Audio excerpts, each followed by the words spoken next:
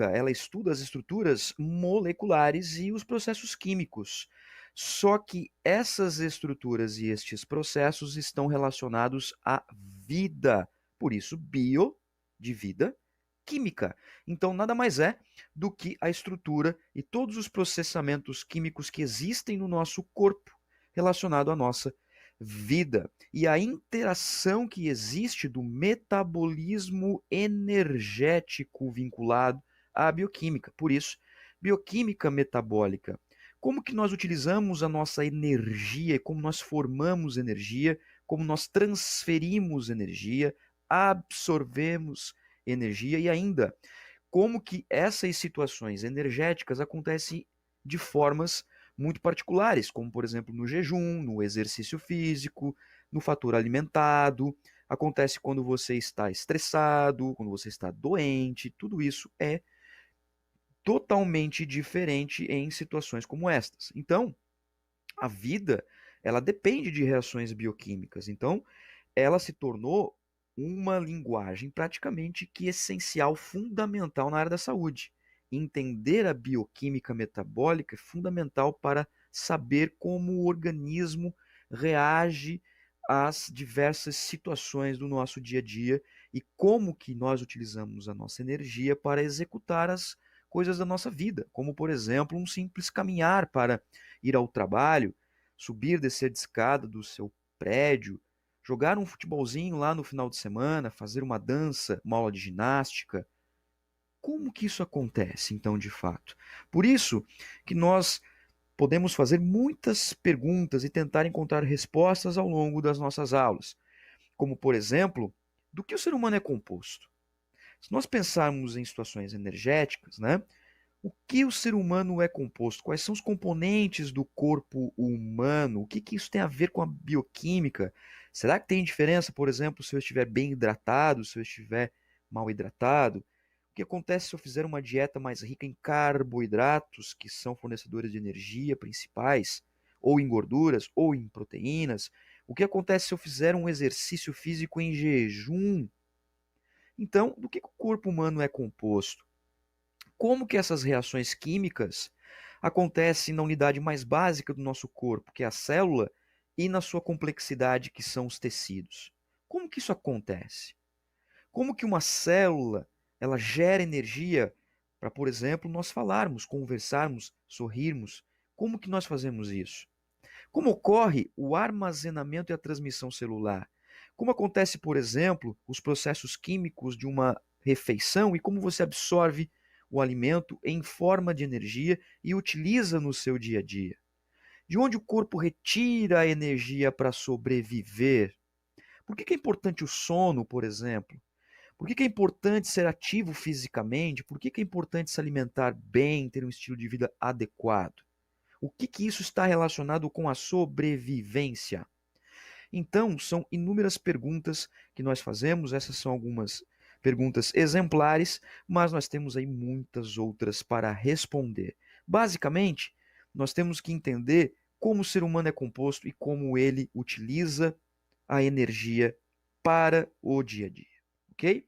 Bom, pessoal, é isso. Nós precisamos estudar logo de início os conceitos, né, principais, básicos de metabolismo energético. Então, já que nós vamos falar bastante sobre metabolismo e posteriormente falaremos sobre as fontes de energia do corpo humano em situações, né, tanto de repouso quanto de exercício, quanto de jejum ou situações especiais, outras situações especiais. Metabolismo, o que, que significa metabolismo? Metabolismo, pessoal, nada mais é do que o conjunto de reações químicas responsáveis pelos processos de síntese e degradação dos nutrientes de uma célula. Portanto, o metabolismo, para alguns autores, na verdade é dividido em catabolismo e dividido em anabolismo. O catabolismo é o processo de quebra, de catalisação para fornecer energia. Então ela parte do complexo para o simples. É uma degradação por reações que são consecutivas em produtos finais menores. Já o anabolismo é o contrário. Né? É só lembrar do anabolizante. O que, que significa um processo anabólico? O que, que é anabolismo? É um processo de síntese. síntese de moléculas. Então, parte-se do simples para o complexo. São formações de macromoléculas, como proteínas, DNA, entre outros. Tá? Então, catabolismo, processo de degradação. Anabolismo, processo de síntese, tá? Regido pelo metabolismo energético.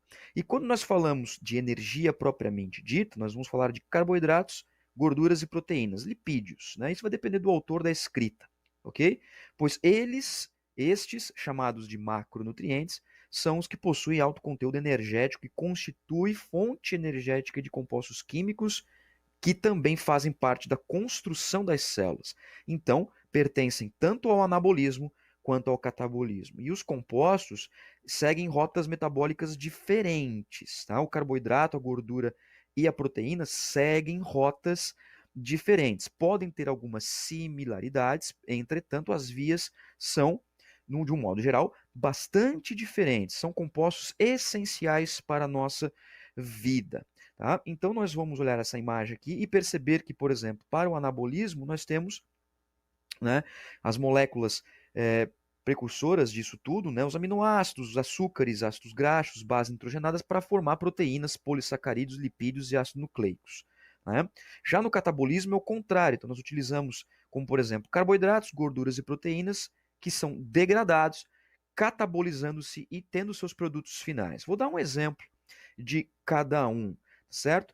Quando nós, por exemplo, praticamos um exercício físico e após o exercício físico nós precisamos de uma reposição energética com carboidratos e proteínas, por exemplo, esses carboidratos e essas proteínas vão ajudar a síntese de músculo, ou seja, a hipertrofia muscular esquelética, um processo de anabolismo.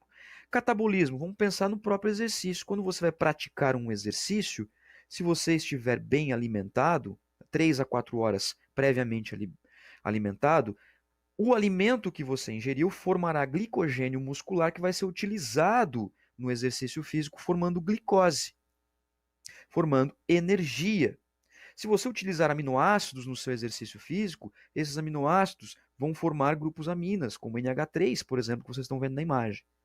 Então, pessoal, os processos de anabolismo e catabolismo, eles são fundamentais para a nossa sobrevivência, tanto em repouso, em exercício, em qualquer outra situação especial. Mas, professor, você não falou sobre as vitaminas e os minerais.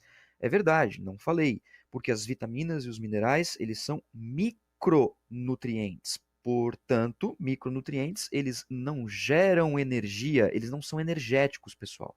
Eles são estruturais reguladores. Agora, a base da nossa energia vem de carboidratos, gorduras e proteínas. E, basicamente, todos estes processos, tanto de anabolismo e catabolismo, são em virtude da geração de energia via ATP, adenosina trifosfato.